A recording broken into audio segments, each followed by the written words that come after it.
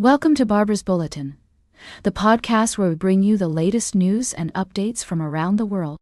I'm your host, Barbara, and I'm glad you're joining us today. We have a fascinating story to share with you in our opening segment. It's about a group of white South Africans who are flying to the United States under a refugee plan introduced by President Donald Trump's administration. Yes, you heard that right. Refugees from South Africa, a country that was once known for its apartheid regime, where the white minority held power over the black majority. Now, the U.S. has granted refugee status to 49 white South Africans who claim they are victims of racial discrimination and violence in their home country. This move has been met with criticism from the South African government, which says that the U.S. is interfering in its internal affairs and promoting a false narrative about the situation in South Africa. The controversy surrounding this issue is complex and multifaceted. On one hand, there are concerns about violent crime and attacks against farmers in South Africa, which have been reported to be disproportionately affecting white farmers. On the other hand, many South Africans, both black and white, are questioning the validity of these claims and arguing that they are being used as a pretext for promoting a racist agenda. President Trump's administration has been accused of using this issue to further its own political goals, including appealing to its base and promoting a narrative about white victimhood. The move has also been seen as part of a broader trend of xenophobia and anti-immigrant sentiment in the U.S. As we delve into this story, it's essential to approach it with nuance and balance. We need to consider multiple perspectives and avoid simplistically framing this issue as a binary conflict between good and evil.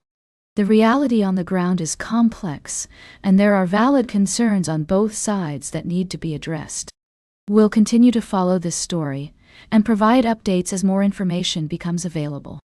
For now, it's clear that this issue has sparked a heated debate about racism, xenophobia, and the role of governments in addressing these complex problems. We'll be right back with more of today's top news on Barbara's Bulletin. Welcome back to Barbara's Bulletin. We're diving into the world of politics and immigration policy in our middle segment today. The UK has been making headlines with its new plans to drive down net migration, and we're here to break it down for you. British Prime Minister Keir Starmer has unveiled a sweeping set of reforms aimed at significantly reducing the number of people arriving in the country. The changes include ending the overseas recruitment of care workers, increasing the cost of hiring overseas workers, and introducing tougher English language requirements for visa routes.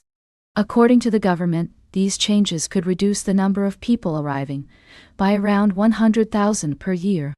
However, it's worth noting that the government has not set a specific target for reducing net migration.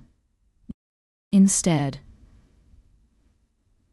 Prime Minister Starmer has emphasized the need to address the country's failed experiment in open borders and ensure that immigration policy serves the best interests of the UK. One of the key changes is the closure of the care sector route, which will likely add pressure to an already understaffed industry. The government has announced a transition period until 2028, during which existing visas can be extended, and overseas nationals in the UK can switch to social care jobs. International students will also be affected by the new policies, with the ability to work in the UK after graduation reduced from 2 years to 18 months. The government is exploring the introduction of a levy on higher education providers' income from tuition fees from international students, which could increase the cost of studying in the UK. It's essential to consider the potential impact of these changes on various stakeholders, including businesses, individuals, and communities. While some argue that reducing immigration can help alleviate pressure on public services and housing, others contend that it may lead to labor shortages and economic consequences. As we continue to monitor the developments in the UK's immigration policy, it's crucial to approach this topic with nuance and balance. We'll be keeping a close eye on how these reforms unfold and their effects on the country. Stay tuned for our final story of the day, right here on Barbara's Bulletin. Welcome back to Barbara's Bulletin. As we wrap up today's show, I'd like to bring your attention to a significant development in the Middle East. After 4 decades of armed conflict, the Kurdistan Workers' Party, or PKK, has announced that it is laying down its arms and disbanding. This move comes after the group's jailed leader, Abdullah Öcalan, called for the organization to dissolve in February. The PKK has been waging an insurgency against Turkey since 1984, with the initial goal of creating an independent homeland for Kurds. However, over time, the group has shifted its focus towards seeking greater autonomy and rights for Kurds within Turkey.